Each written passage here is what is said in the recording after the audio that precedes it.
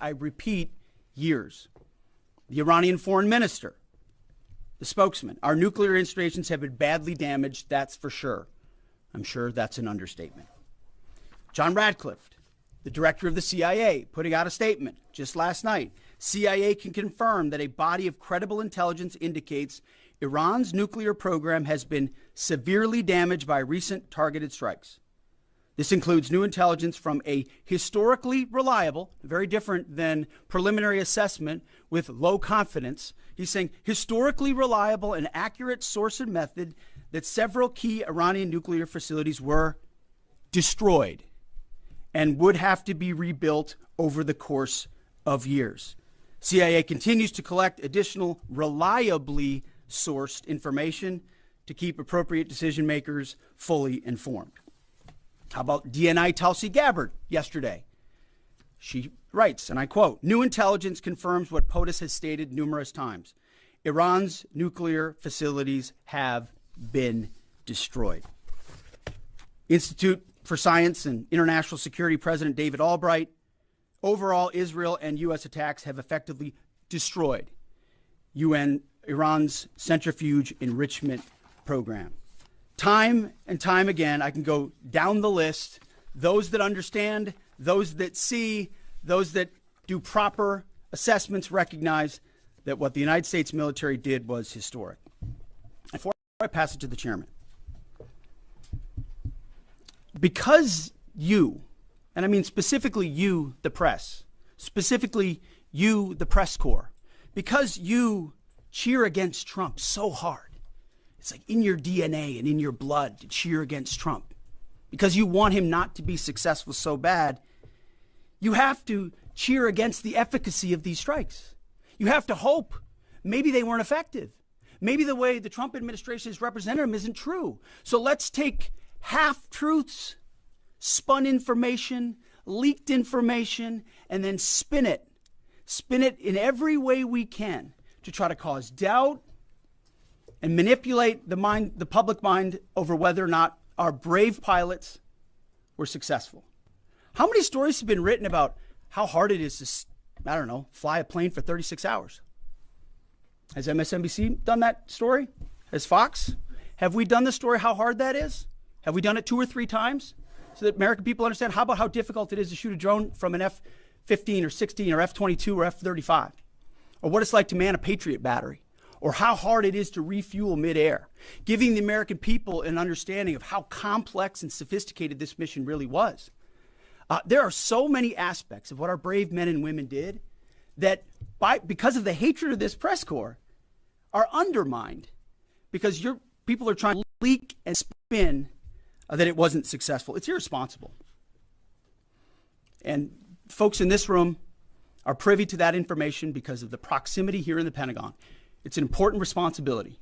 And time again, classified information is leaked or peddled for political purposes to try to make the president look bad. And what's really happening is you're undermining the success of incredible B-2 pilots and incredible F-35 pilots and incredible refuelers and incredible air defenders who accomplished their mission, set back a nuclear program in ways that other presidents would have dreamed.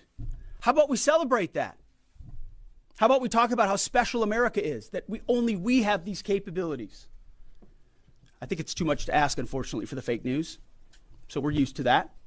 But we also have an opportunity to stand at the podium and read the truth of what's really happening. And the reality is, you want to call it destroyed, you want to call it defeated, you want to call it obliterated, choose your word.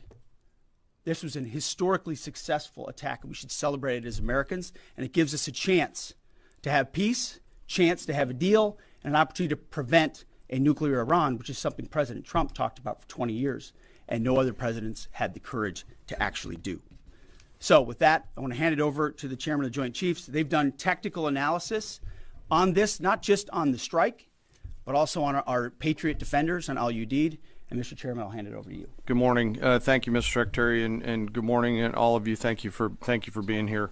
As a follow-up to my comments on Sunday's press conference, I wanted to give you a few updates this morning on something I'm honored to do as a chairman, and that's a chance to get to talk about some of our service members and the incredible things that they do on behalf of our nation. And I apologize ahead of time for the length and the detail. Today I'm going to brief you on a couple things. First, I'm going to talk about our air defenders at Al Udeid in Qatar and their actions on Monday. Then I'm going to walk you through a little bit about the academics that went into the attack against Fordo, the massive ordnance penetrator weapon, and we're going to show a video that highlights the effects that weapon has. Of course, nobody was down inside the target, so we don't have video from the target. First, on Monday. As the President has stated, on Monday morning we began to receive indications and warnings that Iran intended to attack U.S. bases in the region. That morning, building on the work that CENTCOM Commander Eric Kurilla had done, and on the orders of the President, at Al Udeid Air Base in Qatar and around the region, we assumed a minimum force posture. Most folks had moved off the base to extend the security perimeter out away from what we assessed might be a target zone, except for a very few Army soldiers at Al Udeid.